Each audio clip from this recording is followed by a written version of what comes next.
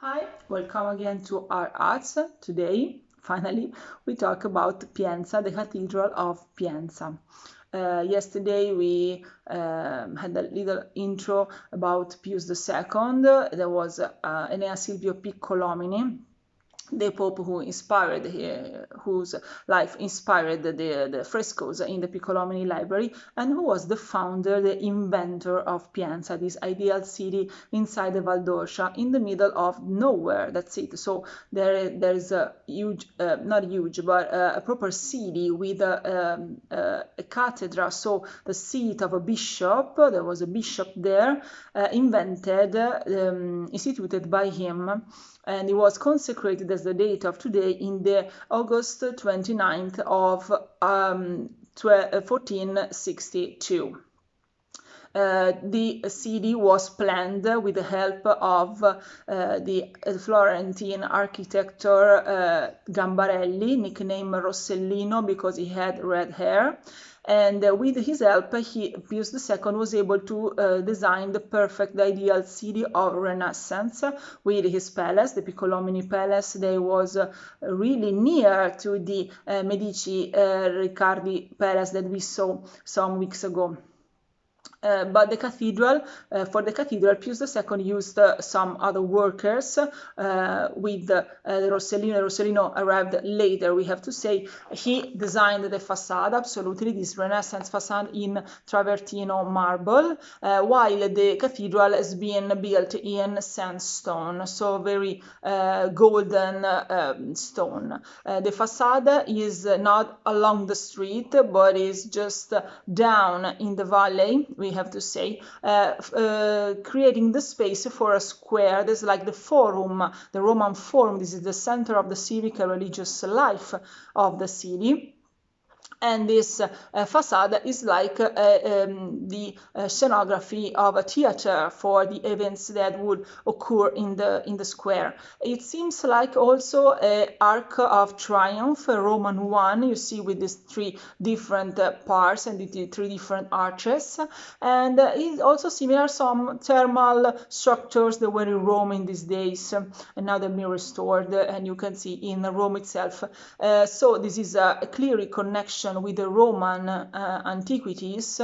Pius II, Enea Silvio, was a humanist. He was very fond of Greek and Roman literature and culture.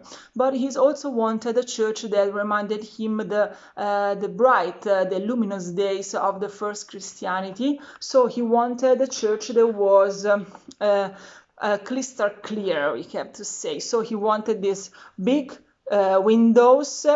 Now we call them Gothic, but we have to remember that for Pius II there was no importance in the terms, but the most important thing is the outcome. So he wanted this, he obtained this by Rossellino and his workers. No matter if Gothic or Renaissance they were. So we have a very different apse structure. I'm showing you the indoor. It is this three different naves, but with the same height. And this kind of church is called Allenkirche. The model for this church is Nordic, and it's the Palatine church, the Palatine chapel of the Emperor Frederick III. So this the same one that we saw yesterday, meeting her former fiancé in front of one of the main gates, Porta Camollia di Siena. So he saw this church, the church of the emperor himself, and he wanted in some way repeat it in the center of the nowhere, in Valdorcia, in Pienza. The church is very light, is very bright. You see this very beautiful and big windows, and just beyond the window there's the Valdorcia. So this church is pointed north-south, not east-est, like all the other church in the Christianity is like the first two that was just under it. But north-south because the facade has to be pointed to the main street, to the main square. And the apse has to be pointed to the Mount Amiata. There was an old volcano, so very particular mountain, very magnetic, like every volcano is. And going down to the valley, he built the apse over the sandstone, directly to the sandstone, without no foundation. That's why there's just a big, you see, break here. And it was here since the days of Pius II. Pius II, in these commentaries, in this diary, wrote about it, talking about something that was not important, but it was important. The story has to be restored. And even if you go inside now, you see in the apse pavement, you go slightly down. So they're just like a natural inclination, okay? It's the landing of the pavement. But it's sure, you can go free. About this facade has been realized in deep connection with the square itself, and a scholar some years ago, Jans Piper, found this connection. I show you a picture with the shadow of the facade 2 days of a year, in the days of the equinox, not the nowadays ones, the equinoxes in the Julian calendar, not in Gregorian one.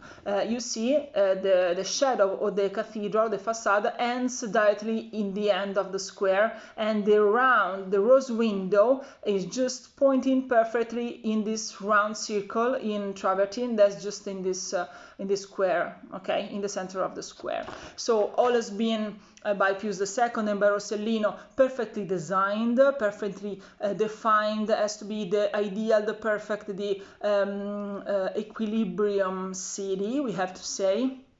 Tomorrow we go back to Siena and we go see a kind of relic. I'm explaining better tomorrow. This altarpiece, this marble altarpiece by Tino di Camaino. See you tomorrow. Bye.